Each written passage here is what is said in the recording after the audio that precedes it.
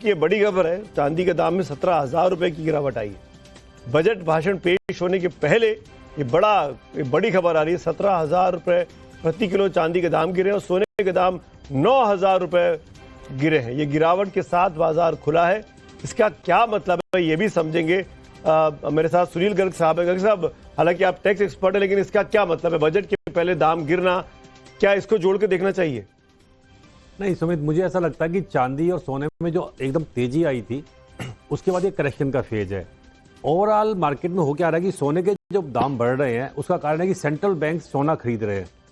कहीं ना कहीं डॉलर के अगेंस्ट में जाके डी डॉलराइजेशन जो हो रहा है, तो जो सोना हम खरीद रहे हैं उससे सोने के भाव बढ़ रहे हैं। आपको पता होगा सोना जब मार्केट में आता है ना तो कंजप्शन आता है, लोग बेचते नहीं है। आम आदमी तो बिल्कुल सोना नहीं बेचता है। और जहाँ तक चांदी का सवाल है, चांदी में रेयर अर्थ का जो एलिमेंट आया उसके बाद में चांदी के रेट बढ़ रहे हैं। पर चूंकि एकदम तेजी से तो करेक्शन है, कहीं ना कहीं बिकवाली का दौर आया है। पर मुझे लगता है कि सोने के दाम में ज्यादा गिरावट नहीं आएगी।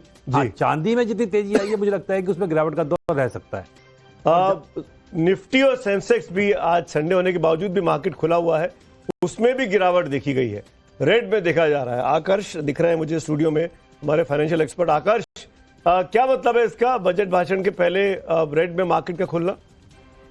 देखिए, कुछ हद तक तो आज के दिन जो भी इन्वेस्टर्स हैं, जो इंडिया का मिडिल क्लास है, उनकी कुछ उम्मीदें हैं बजट से। और जो भी स्पेकुलेटिव मूवमेंट आज हम देख रहे हैं उस कारण से भी, और कमोडिटीज़ का जैसे आपने मेंशन किया कि चांदी और सोने के भाव भी बजट के पहले गिरे हैं, तो स्पेकुलेशन के पर्सपेक्टिव से मुझे लगता है कि कुछ मूवमेंट इसलिए नेगेटिव में भी है। और कुछ मुझे लगता है कि जैसे बजट का भाषण शुरू होगा तो आप और मूवमेंट शायद देखेंगे कि अगर कुछ टैक्स रिलीफ आता है मिडिल क्लास के लिए, कुछ एग्जेम्पशंस बढ़ाए जाते हैं, तो जब तक कि वो अनाउंसमेंट नहीं आता मुझे लगता है कि कुछ सेंटिमेंट शायद थोड़ा रेड में ही रहेगा अभी कुछ समय के लिए। इसको आप कैसे देखते हैं कि आज संडे के दिन मार्केट खोला गया? इसको ये कितना पॉजिटिव है, नेगेटिव है? ये कल रिएक्शन भी आ सकते थे मार्केट से, आज ही देखने की क्या जरूरत थी? जी देखिए, ये पॉजिटिव ही है आज के दिन। अगर एंड एक ट्रेडिशन भी है, अगर मैं ये बोल सकूं, कि बजट के दिन मार्केट हमेशा खुले ही हैं। पिछले बार भी ऐसा ही हुआ था। कभी बजट संडे को पेश भी नहीं हुआ। करेक्ट।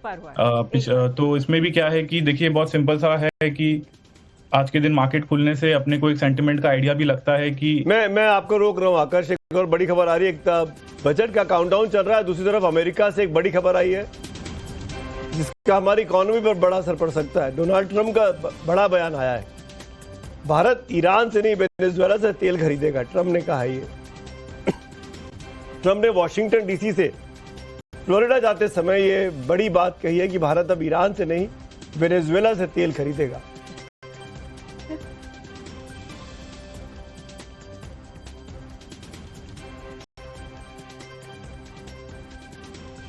ये भारतीय इसको आप कैसे देखती हैं, ट्रंप का बयान?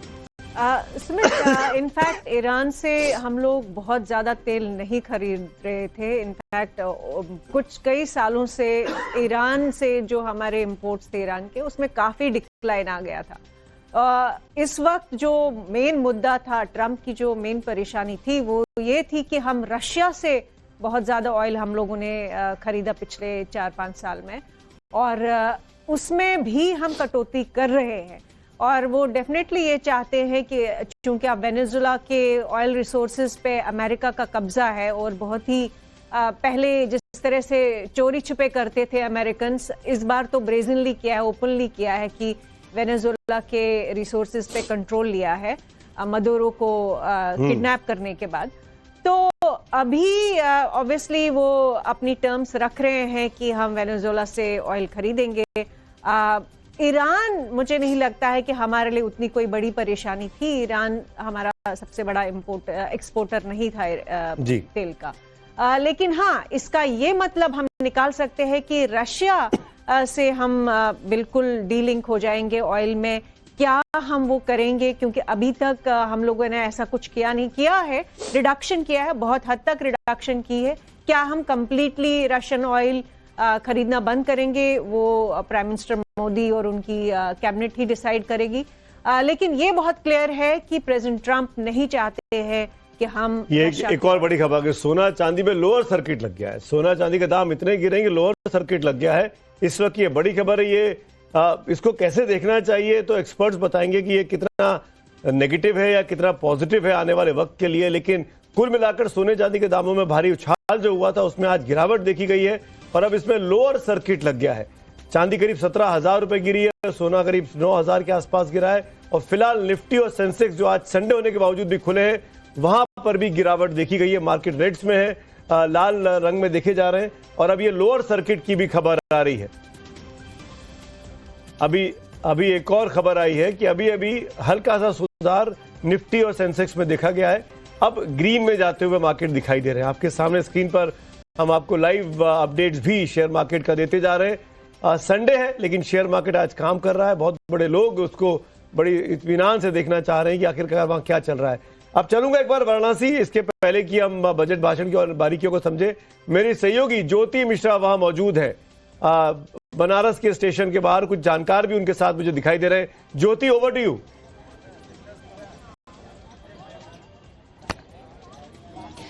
शुक्रिया सुमित जी। और देखिए, काशी जो है वो खुद प्रधानमंत्री नरेंद्र मोदी की नगरी है, यहाँ से वो सांसद हैं और ऐसे में पिछले 10-15 सालों में जितना विकास यहाँ हुआ है वो पूरे उत्तर प्रदेश को भी अब एक उम्मीद है कि न सिर्फ टूरिज्म के लिहाज से, चूंकि काशी अयोध्या से लेकर बात मथुरा की होती है, तो अब ये हब्स बन चुके हैं। बड़ी तादाद में देश नहीं दुनिया के लोग यहाँ पहुंचने लगे हैं। अब ऐसे में क्या उम्मीद है उत्तर प्रदेश वासियों को, काशी वासियों को, जनरल पब्लिक क्या कहती है? बहरहाल हमारे साथ वरिष्ठ पत्रकार पवन सिंह जी भी हैं। सर, बहुत बहुत स्वागत है आपका।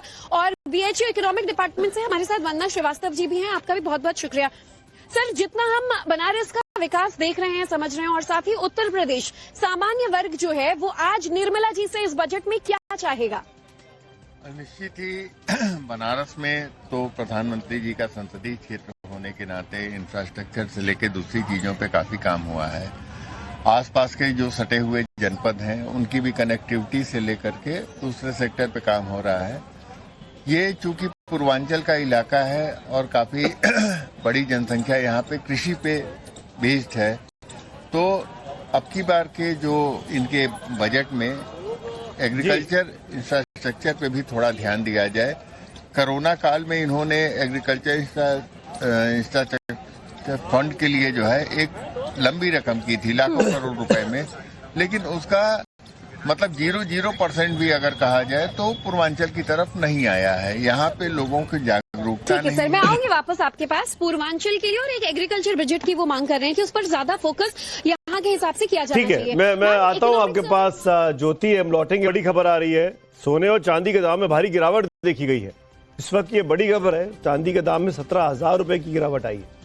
बजट भाषण पेश होने के पहले ये बड़ी खबर आ रही है, 17,000 रुपए प्रति किलो चांदी के दाम गिरे और सोने के दाम 9,000 रुपए गिरे हैं। ये गिरावट के साथ बाजार खुला है, इसका क्या मतलब है ये भी समझेंगे। मेरे साथ सुनील गर्ग साहब है। गर्ग साहब, हालांकि आप टैक्स एक्सपर्ट है, लेकिन इसका क्या मतलब है? बजट के पहले दाम गिरना, क्या इसको जोड़ के देखना चाहिए? नहीं सुमित, मुझे ऐसा लगता है कि चांदी और सोने में जो एकदम तेजी आई थी उसके बाद ये करेक्शन का फेज है। ओवरऑल मार्केट में हो क्या रहा है कि सोने के जो दाम बढ़ रहे हैं उसका कारण है कि सेंट्रल बैंक सोना खरीद रहे हैं। कहीं ना कहीं डॉलर के अगेंस्ट में जाके डी डॉलराइजेशन जो हो रहा है, तो जो सोना हम खरीद रहे हैं उससे सोने के भाव बढ़ रहे हैं। आपको पता होगा, सोना जब मार्केट में आता है ना तो कंजप्शन आता है, लोग बेचते नहीं है। आम आदमी तो बिल्कुल सोना नहीं बेचता है। और जहाँ तक चांदी का सवाल है, चांदी में रेयर अर्थ का जो एलिमेंट आया उसके बाद में चांदी के रेट बढ़ रहे हैं, पर चूंकि एकदम तेजी से तो करेक्शन है, कहीं ना कहीं बिकवाली का दौर आया है। पर मुझे लगता है कि सोने के दाम में ज्यादा गिरावट नहीं आएगी। हाँ, चांदी में जितनी तेजी आई है मुझे लगता है कि उसमें गिरावट का दौर रह सकता है। निफ्टी और सेंसेक्स भी आज संडे होने के बावजूद भी मार्केट खुला हुआ है, उसमें भी गिरावट देखी गई है, रेड में देखा जा रहा है। आकर्ष दिख रहे हैं मुझे स्टूडियो में, हमारे फाइनेंशियल एक्सपर्ट। आकर्ष, क्या मतलब है इसका, बजट भाषण के पहले रेड में मार्केट का खुलना? देखिए, कुछ हद तक तो आज के दिन जो भी इन्वेस्टर्स हैं, जो इंडिया का मिडिल क्लास है, उनकी कुछ उम्मीदें हैं बजट से, और जो भी स्पेकुलेटिव मूवमेंट आज हम देख रहे हैं उस कारण से भी, और कमोडिटीज का जैसे आपने मेंशन किया कि चांदी और सोने के भाव भी बजट के पहले गिरे हैं, तो स्पेकुलेशन के पर्सपेक्टिव से मुझे लगता है कि कुछ मूवमेंट इसलिए नेगेटिव में भी है, और कुछ मुझे लगता है कि जैसे बजट का भाषण शुरू होगा तो आप और मूवमेंट शायद देखेंगे कि अगर कुछ टैक्स रिलीफ आता है मिडिल क्लास के लिए, कुछ एग्जेम्पशंस बढ़ाए जाते हैं, तो जब तक कि वो अनाउंसमेंट नहीं आता मुझे लगता कि कुछ सेंटिमेंट शायद थोड़ा रेड में ही रहेगा अभी कुछ समय के लिए। इसको आप कैसे देखते हैं कि आज संडे के दिन मार्केट खोला गया, इसको ये कितना पॉजिटिव है नेगेटिव है? ये कल रिएक्शन भी आ सकते थे मार्केट से, आज ही देखने की क्या जरूरत थी? जी देखिए, ये पॉजिटिव ही है आज के दिन। अगर एंड एक ट्रेडिशन भी है, अगर मैं ये बोल सकूं, कि बजट के दिन मार्केट हमेशा खुले ही हैं। पिछले बार भी ऐसा ही हुआ था। कभी बजट संडे को पेश भी नहीं हुआ। करेक्ट। तो इसमें भी क्या है कि देखिए, बहुत सिंपल सा है कि आज के दिन मार्केट खुलने से अपने को एक सेंटिमेंट का आइडिया भी लगता है कि मैं आपको रोक रहा हूँ आकर्ष, एक और बड़ी खबर आ रही है। एक बजट का काउंटडाउन चल रहा है, दूसरी तरफ अमेरिका से एक बड़ी खबर आई है जिसका हमारी इकोनॉमी पर बड़ा असर पड़ सकता है। डोनाल्ड ट्रंप का बड़ा बयान आया है, भारत ईरान से नहीं वेनेजुएला से तेल खरीदेगा, ट्रंप ने कहा है। ये ट्रंप ने वॉशिंगटन डीसी से फ्लोरिडा जाते समय ये बड़ी बात कही है कि भारत अब ईरान से नहीं वेनेजुएला से तेल खरीदेगा।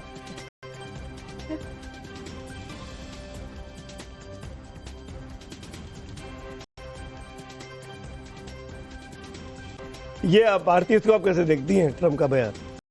सुमित, इनफैक्ट ईरान से हम लोग बहुत ज़्यादा तेल नहीं खरीद रहे थे। इनफैक्ट कुछ कई सालों से ईरान से जो हमारे इंपोर्ट्स थे ईरान के, उसमें काफ़ी डिक्लाइन आ गया था। इस वक्त जो मेन मुद्दा था, ट्रंप की जो मेन परेशानी थी, वो ये थी कि हम रशिया से बहुत ज़्यादा ऑयल हम लोगों ने खरीदा पिछले 4-5 साल में, और उसमें भी हम कटौती कर रहे हैं। और वो डेफिनेटली ये चाहते हैं कि चूंकि अब वेनेजुएला के ऑयल रिसोर्सेज पे अमेरिका का कब्जा है, और बहुत ही पहले जिस तरह से चोरी छुपे करते थे अमेरिकन, इस बार तो ब्रेजनली किया है, ओपनली किया है कि वेनेजुएला के रिसोर्सेज पे कंट्रोल लिया है मदुरो को किडनैप करने के बाद। तो अभी ऑब्वियसली वो अपनी टर्म्स रख रहे हैं कि हम वेनेजुएला से ऑयल खरीदेंगे। ईरान, मुझे नहीं लगता है कि हमारे लिए उतनी कोई बड़ी परेशानी थी। ईरान हमारा सबसे बड़ा एक्सपोर्टर नहीं था तेल का। लेकिन हाँ, इसका ये मतलब हम निकाल सकते हैं कि रशिया से हम बिल्कुल डीलिंक हो जाएंगे ऑयल में। क्या हम वो करेंगे? क्योंकि अभी तक हम लोगों ने ऐसा कुछ किया है, रिडक्शन किया है, बहुत हद तक रिडक्शन की है। क्या हम कंप्लीटली रशियन ऑयल खरीदना बंद करेंगे? वो प्राइम मिनिस्टर मोदी और उनकी कैबिनेट ही डिसाइड करेगी। लेकिन ये बहुत क्लियर है कि प्रेसिडेंट ट्रंप नहीं चाहते हैं कि हम ये एक और बड़ी खबर है, सोना चांदी में लोअर सर्किट लग गया है। सोना चांदी के दाम इतने गिरेंगे, लोअर सर्किट लग गया है इस वक्त। ये बड़ी खबर है। ये इसको कैसे देखना चाहिए तो एक्सपर्ट्स बताएंगे कि ये कितना नेगेटिव है या कितना पॉजिटिव है आने वाले वक्त के लिए। लेकिन कुल मिलाकर सोने चांदी के दामों में भारी उछाल जो हुआ था, उसमें आज गिरावट देखी गई है, और अब इसमें लोअर सर्किट लग गया है। चांदी करीब 17,000 रुपए गिरी है, सोना करीब 9,000 के आसपास गिरा है। और फिलहाल निफ्टी और सेंसेक्स जो आज संडे होने के बावजूद भी खुले हैं, वहां पर भी गिरावट देखी गई है। मार्केट रेट्स में है, लाल रंग में देखे जा रहे हैं। और अब ये लोअर सर्किट की भी खबर आ रही है। अभी एक और खबर आई है कि अभी हल्का सा सुधार निफ्टी और सेंसेक्स में देखा गया है। अब ग्रीन में जाते हुए मार्केट दिखाई दे रहे हैं। आपके सामने स्क्रीन पर हम आपको लाइव अपडेट्स भी शेयर मार्केट का देते जा रहे हैं। संडे है लेकिन शेयर मार्केट आज काम कर रहा है। बहुत बड़े लोग उसको बड़ी इत्मीनान से देखना चाह रहे हैं कि आखिरकार वहां क्या चल रहा है। अब चलूंगा एक बार वाराणसी, इसके पहले कि हम बजट भाषण की और बारीकियों को समझे। मेरी